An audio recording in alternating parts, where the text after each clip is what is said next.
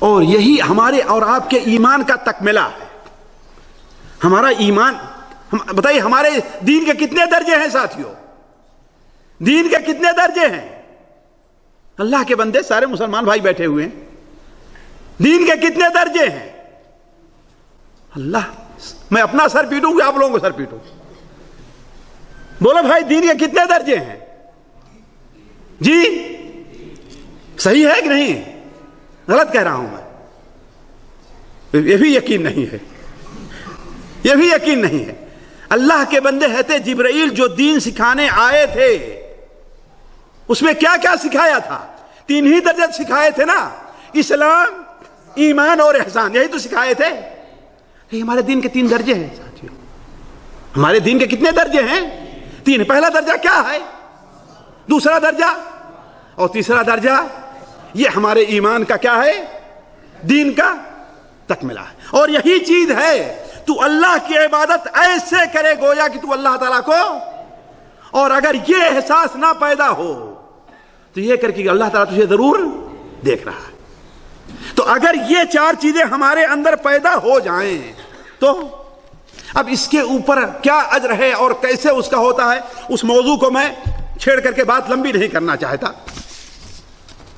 ورنہ اگر آپ دیکھ لیں تو صحابہ کرام رضوان اللہ علیہم اجمعین کا دل چونکہ زندہ تھا اور یہ احساس تھا کہ ایک چیز چھوٹ گئی تو ہمارا کتنا نقصان ہو رہا ہے.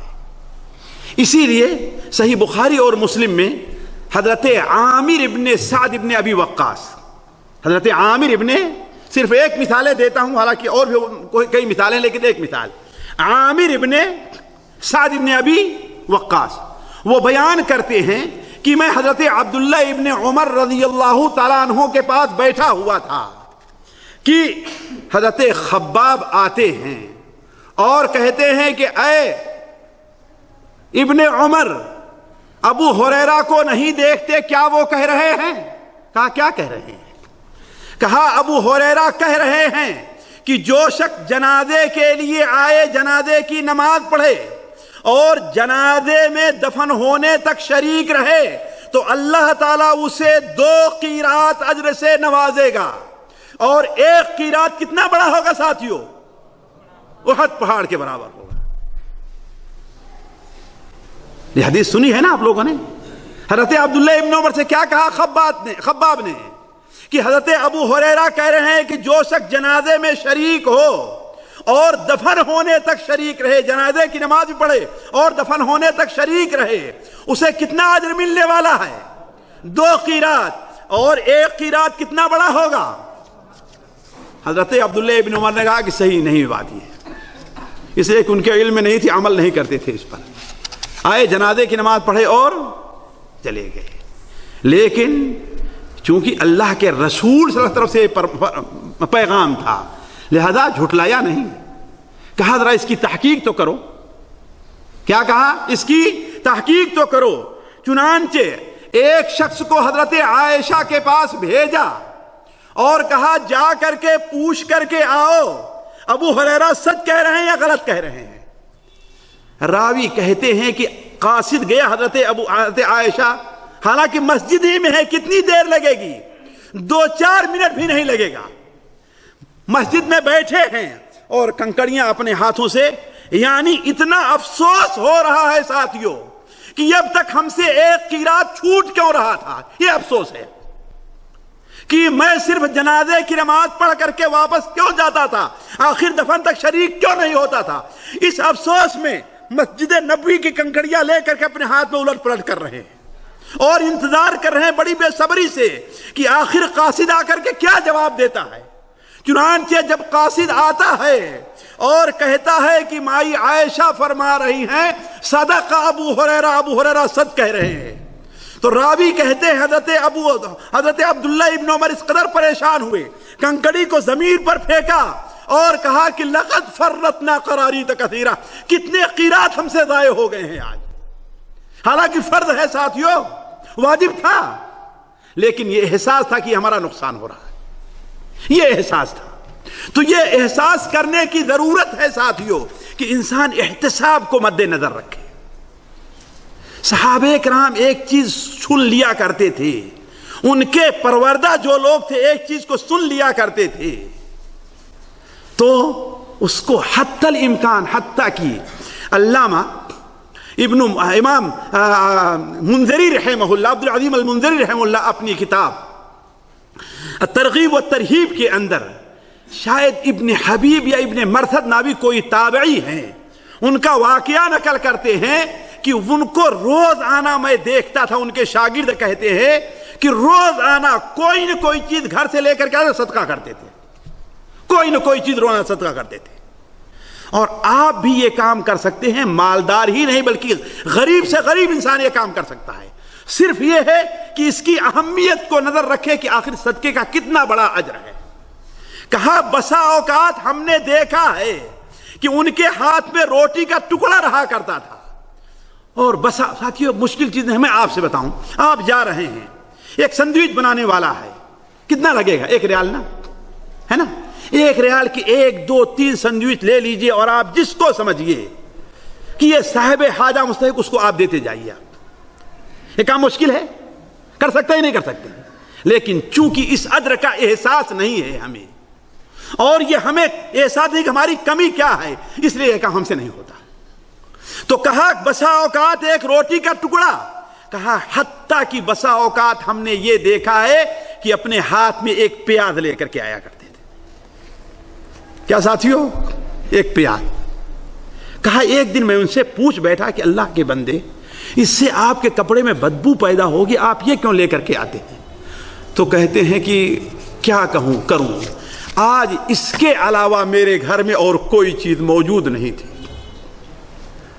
اس کے علاوہ میرے گھر میں اور کوئی چیز موجود نہیں تھی، اور میں نہیں چاہتا کہ میرے اوپر ایک دن بھی ایسا گزرے جس دن ہم نے کچھ صدقہ نہ کیا ہو. کیوں؟ اس لیے کہ نبی کریم صلی اللہ علیہ وسلم کا فرمان ہے کہ قیامت کے دن ہر مومن اپنے صدقہ کے سائے میں ہوگا، یہاں پر کوئی سایہ نہیں ہوگا. تو اس اجر کو انہوں نے سامنے رکھا. تو کوئی دن ایسا نہیں گیا جس دن کوئی صدقہ ہم کر سکتے ہی نہیں کر سکتے. ساتھیوں اس لیے اس سے پہلے بھی آپ لوگوں کے سامنے رکھا تھا کہ روز آنا صبح کو نکلنے سے پہلے کچھ نہیں ہے تو کم سے کم اپنے جیب سے، اپنے پاکٹ سے، اپنے تجوری سے اگر ہے تو صرف 50 رالہ یا 1 ریال نکال کر کنارے رکھ دیں صدقہ کی نیت سے. یہ کوئی مشکل کام ہے ساتھیوں؟ تو مہینے میں آپ کے پاس 30 جمع ہو جائیں گے اگر 1 ریال کیا. اور سال میں کتنے جمع ہو جائیں گے جی؟ 350، کم 350 جمع ہوں گے، 354 جمع ہوں گے. اس کو آپ اگر انڈین اور پاکستانی کرنسی میں جی، اور اگر 2 سال یا سال بھر کے بعد آپ گھر جانا چاہیں، اتنا آپ سے کہا جائے صدقہ کرنے کے لیے تو جلدی بڑی مشکل سے نکلے گا، ہے نا؟ لیکن یہ آپ پاس جمع رہے گا تو بڑی آسانی سے صدقہ ہو جائے گا. تو کہنے کا مطلب ساتھیوں یہ ہے کہ ہمیں اور آپ کو یہ احساس ہونا چاہیے کہ کیا کمی ہو، ہمیں احساس نہیں ہے اور ہم ثواب پر اجر نہیں رکھتے، اس لیے عمل میں کوتاہی ہوتی ہے. تیسری بات ساتھیوں کہ ہم میں سے عمومی طور پر لوگ فرائض کا الحمدللہ بڑا اہتمام کر لیتے ہیں، اور فرائض کے آگے پیچھے جو سنتیں ہیں ان کا بڑا اہتمام کر لیتے ہیں. لیکن باقی مستحبات ہیں، باقی سنن ہیں، ان میں ہم سے کوتاہی ہوتی ہے کہ نہیں؟ ہمارے بہت سے بھائی ہیں رمضان کا روزہ رکھ لیں گے، پھر سال میں بڑی مشکل سے کہیں محرم کا رکھ لیا تو، ہے کہ نہیں؟ بڑی مشکل سے کہیں عرفہ کا رکھ لیا تو. ایسا یہ آدمی وہ نہیں ہے جس کے لیے اللہ تبارک و تعالیٰ نے باب الریان رکھا. یہ آدمی وہ نہیں ہے. اس لیے کس نے کیا کمال کیا ہے؟ یہ آدمی وہ ہے جس کی عادت برابر بکثرت روزہ رکھنے کی ہے کہ نہیں؟ تو ہم میں بہت سے لوگ ہیں فرائض اور اس کے آگے پیچھے کی جو سنن وغیرہ ہیں اس کا تو اہتمام کر لیتے ہیں، لیکن عموماً مستحبات اور نوافل طرف توجہ نہیں دیتے. اور یہ تقصیر ہم سے ساتھیوں 2 طرح کی ہوتی ہے. اس کا نتیجہ یہ نکلتا ہے کہ بسا اوقات واجبات کی ادائیگی میں بھی کوتاہی شروع ہو جاتی ہے. اس کی مثال دوں میں. مثال کے طور پر ایک شخص ہے, وہ نوافل سنت کا اہتمام نہیں کرتا, صرف فرض پڑھتا ہے بس. تو آپ دیکھ لیں وہ شخص ایسا ہے کہ اس سے فرائض کے اندر بھی کمی ہوتی ہے اسے. اور وہ شخص جو اذان ہوتے ہی مسجد میں فوراً جانے کی کوشش نہیں کرتا, عموماً اس سے ہوتا ہے کہ فرض سے پہلے اور بعد کی جو سنتیں اس میں بھی کوتاہی اس سے ہوتی ہے. اللہ تعالیٰ نے ایک سلسلہ رکھا ہے, سلسلہ رکھا ہے نا. اسی لیے قیامت کے دن جب فرائض میں کمی ہوگی ساتھیوں, تو کیا ہے, اسے کس سے پورا کیا جائے گا؟ ہے بات صحیح کہ نہیں صحیح ہے؟ دوسری چیز یہ ہے غور کرنے کی ہے ساتھیوں, اس پر غور کریں, اس پر غور کریں. سنن اور نوافل کا اہتمام نہ کرنے کی وجہ سے فرائض کے اندر حسن ادا یعنی اچھی ادائیگی. ہم اور آپ ہر نماز کے بعد کیا دعا کرتے ہیں؟ اللہم اعنی علی ذکرک و شکرک.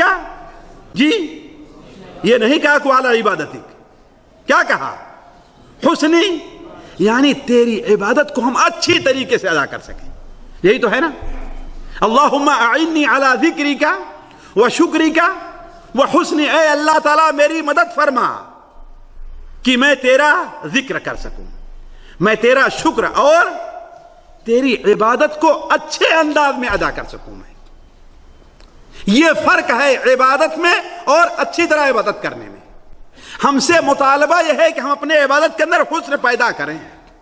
تو جو شخص نوافل کا اہتمام کم کرتا ہے, جو شخص سنن کا اہتمام کم کرتا ہے, اس سے فرائض کی حسن ادائیگی میں بھی کوتاہی ہوتی ہے. مثال کے طور پر جو آدمی نفلی روزے نہیں رکھتا اس کے اوپر فرض روزے بھی بھاری پڑتے ہیں. ہے بات صحیح کہ نہیں صحیح ہے؟ رمضان آنے سے پہلے پہلے وہ ڈرنا شروع کر دیتا ہے, حتیٰ کہ نعوذ باللہ من ذالک بسا اوقات رمضان کو ناپسند کرنا شروع کر دیتا ہے. ہے بات صحیح کہ نہیں صحیح؟ یہ کیوں؟ وجہ کیا ہے؟ اس لیے کہ نفلی روزوں کا ہم نے اہتمام نہیں کیا. اگر نفلی روزوں کا ہم اہتمام کرتے تو ہمارے اوپر فرض روزے بھاری نہیں پڑتے. ان سے پوچھ لیے جو نفلی روزہ رکھتے ہیں, جو نفلی روزے رکھتے ہیں, چاہے رمضان گرمی میں آئے چاہے رمضان سردی میں آئے, اللہ کی قسم ان کے اوپر بھاری نہیں پڑتا ہے رمضان. تو اگر کوئی آدمی نوافل وغیرہ کا اہتمام نہیں کرتا تو اس سے کیا ہے, فرائض کی ادائیگی حسن ادائیگی میں کمی ہوتی ہے. اسی طریقے سے جو آدمی سنن اور نوافل کا فرض کے نماز میں نہیں کرتا ہے, اس سے اصل جو فرض نماز ہے اس کے حسن ادا میں کوتاہی ہوتی ہے. میں اس کو ایک مثال دیتا ہوں ساتھیوں. یہ بتائیے ایک توا ہے, اسے ابھی اتاریے فوراً چولہے پر سے تو زیادہ گرم رہے گا نا, لیکن جتنا اس کو دیر ہوتی جائے گی چولہے پر سے اتنا وہ ہے. بات صحیح کہ نہیں صحیح ہے؟ ذرا توجہ دیں گے. اللہ تبارک و تعالی نے تقریباً فرائض سے پہلے ہمیں کچھ نوافل اور سنن کا حکم دیا ہے, ہر فرض نماز سے پہلے. ہے کہ نہیں؟ ہے کہ نہیں ہے؟ ہر فرض نماز سے پہلے نوافل اور سنن کا حکم ہے کہ نہیں حکم ہے؟ جی کہ شبہ ہے؟ عشاء سے پہلے کون سی سنت نوافل ہے؟ عشاء سے پہلے کوئی 4 رکعت وغیرہ نہیں ہے, لیکن یہ ہے کہ بین کل اذانین, جی یہ حدیث تو صحیح ہے نا سنن کی, بین کل اذانین صلاۃ, ہر 2 اذانوں کے درمیان میں کوئی نہ کوئی نماز ہے کہ نہیں؟ اسی لیے ہم سے اور آپ سے مطالبہ ہے کہ اذان ہو تو فوراً کہاں آئیں, ہم مسجد میں آئیں. اسی لیے ساتھیوں آپ دیکھیں جو آدمی مسجد میں سب سے پہلے آتا ہے وہ سب سے آخر میں نکلتا ہے, اور جو سب سے بعد میں آتا ہے وہ سب سے پہلے نہیں. وجہ کیا ہے اس کی؟ وہی مثال جو ہم نے توا کی دے رہا, غور کریں آپ, وہی مثال ہے بیانی. اس لیے کہ دنیا کے کاموں میں ہم مشغول ہیں. ہمارے دل پر کس کا دھبا ہے, کس کی چھاپ ہے, یہ دنیا کے کس کا اثر ہے؟ دنیا کے کام کی. آپ جب پاکستان یا ہندوستان سے اپنے گھر سے یہاں آتے ہوں گے تو ہفتے, 2 ہفتے, مہینہ بہت مشکل وقت گزرتا ہوگا. ہے بات صحیح کہ نہیں صحیح؟ بچوں کی یاد ہے نا. لیکن جیسے دور ہوتا جائے گا ویسے ہے کہ نہیں؟ کیوں؟ یاد بھولتی جاتی. تو ایسے ہی جب آپ جتنا پہلے مسجد میں آئیں گے تو دنیا کی چیزیں اتنا آپ کے ذہن سے اترتی جائیں گی. جب فرد میں داخل ہوں گے تو آپ کا دل فرد میں لگے گا, آپ کی حسن عبادت ہو جائے گی. لیکن جب بالکل اسی وقت جب اقامت ہو رہی ہے تو اس کا مطلب توا کیا ہے؟ ابھی بالکل گرم ہے. جب آئیں گے اس لیے کہ دنیا بھر کے خیالات ہمارے ذہن کے اوپر ہیں. اب اس کو کچھ بھولنے کے لیے کچھ دیر تو چاہیے نا. اسی لیے نبی کریم صلی اللہ علیہ وسلم نے نماز کے لیے جلدی آنے کی ترغیب دی ہے کہ نہیں؟ اور صحابہ اور تابعین کے اس کے اوپر عمل تھا. حضرت عدی ابن حاتم کہتے ہیں کہ جب سے میں مسلمان ہوا ہوں میرے اوپر کوئی وقت نماز کا ایسا نہیں گزرا ہے کہ میں نماز کے لیے تیار نہ ہوں. اور یہاں سعودیہ میں تو ساتھیوں بڑا آسان ہے. ہمارے ہاں بڑا مشکل ہے, لیکن سعودیہ میں تو بڑا آسان ہے. اس لیے کہ سارے کاروبار کیا ہوتے ہیں؟ بند ہو جایا کرتے. اذان ہوئی تو آخر اس نعمت کو ہم ضائع کیوں کریں؟ آج نمازوں میں ہمارا دل کیوں نہیں لگتا؟ اس کی ایک بہت بڑی وجہ یہی ہے کہ ہم اس ادب کو مد نظر نہیں رکھا جو مسجد میں آنے کا ہے. تو کہنے کا مطلب یہ ہے کہ مستحبات اور سنن کا اہتمام نہ کرنے کی وجہ سے کیا ہوتا ہے؟ ہمارا جو فرض ہے اس کے حسن ادائیگی میں, اچھی طریقے سے ادائیگی میں کیا ہوتی ہے؟ کمی واقع ہوتی ہے. اسی طریقے سے 5ویں چیز ساتھیوں کہ ہم سے عمل میں کوتاہی ہوتی ہے, وہ یہ ہے کہ جنت اور جہنم پر ہمارا ایمان کمزور ہے. ورنہ جہنم تو ایسی چیز ہے کہ انسان اپنا سارا کچھ دے کر کے اس سے چھٹکارا لے لے.